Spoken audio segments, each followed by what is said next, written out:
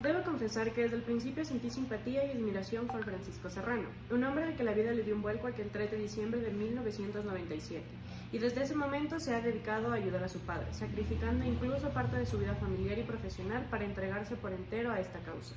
Los primeros días que pasamos juntos en Quito, Ecuador, recorrimos varias oficinas gubernamentales, un triste peregrinaje en el que buscábamos como mendigos, así nos sentíamos entonces, que los funcionarios de turno primero nos atendieran y luego comprendieran la urgencia que revestía el caso. El discurso normalmente concitaba la atención de los mandos medios, pues empezábamos siempre diciendo que nos íbamos a tratar una cuestión de vida o muerte, pero siempre que mencionábamos el nombre de Nelson Serrano, en muchas ocasiones notábamos que sus rostros se ensombrecían o sus gestos se endurecían notoriamente, y nos veían como portadores de pedidos para favorecer a un asesino convicto, o quizás solo nos veían como ambiciosos pedigüeñeros, sin más.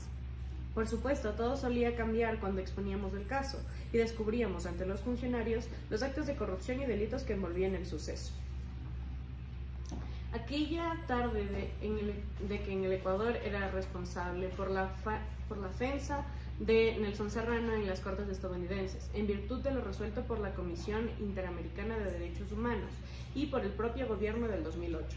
Francisco contaba que el gobierno de Rafael Correa había colaborado en un inicio con los gastos legales de los abogados, asumiendo la condena de CIDH, pero luego, sin que hubiera mediado por algún problema o incidente del que él tuviera conocimiento, ese mismo gobierno empezó a poner todo tipo de obstáculos a los pedidos que hacía en nombre de su padre.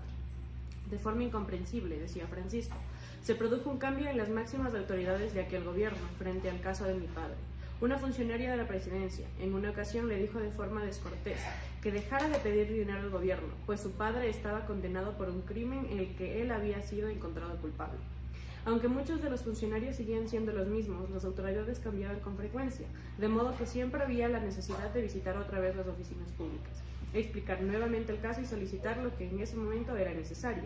Casi siempre el dinero para la contratación o renovación de los abogados estadounidenses que sostenían y aún sostienen el proceso, pendiendo de un hilo y bajo la premisa de que todos los recursos se agotaran un día y Nelson Serrano tendría que ser ejecutado.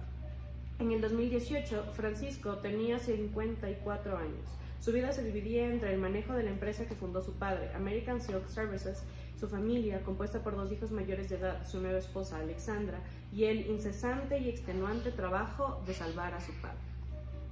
Durante estos días en los que empezamos a conocer, le pregunté, por ejemplo, ¿por qué en lugar de estar mendigando ayuda a los sucesivos gobiernos y funcionarios, no había solicitado al gobierno del Ecuador la reparación económica que estaba obligado a pagar en virtud del informe final de la CIDH? Él me dijo entonces, y lo he escuchado repetidas veces en distintas instancias, mi lucha y la de mi padre no es por dinero, sino por lograr un nuevo juicio en el cual demostremos su inocencia. Cuando le dije que su lucha también pasaba por el aspecto económico y que el Estado fue declarado culpable y responsable, respondió, nosotros solo queremos que paguen mis abogados y los costos legales para que ya no podemos cubrir. Mi padre no quiere que nadie piense que hacemos esto por dinero, ya lo comprenderás. Ahora vamos a jugar un Kahoot. ¿En qué fecha la vida de Francisco Serrano dio un vuelco?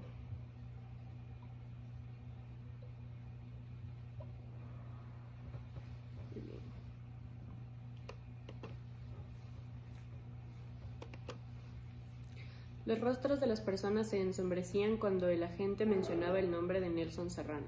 ¿Verdadero o falso?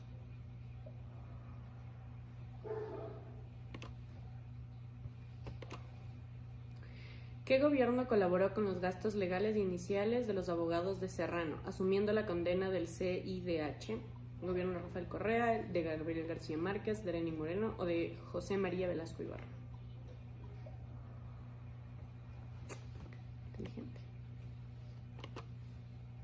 ¿Qué parentesco tiene Francisco Serrano con Nelson Serrano? ¿Nieto, hijo, sobrino o hermano?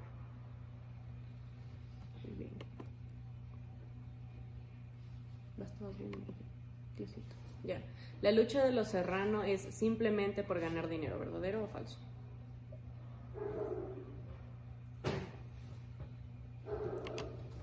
Ganaste. Qué inteligente que eres.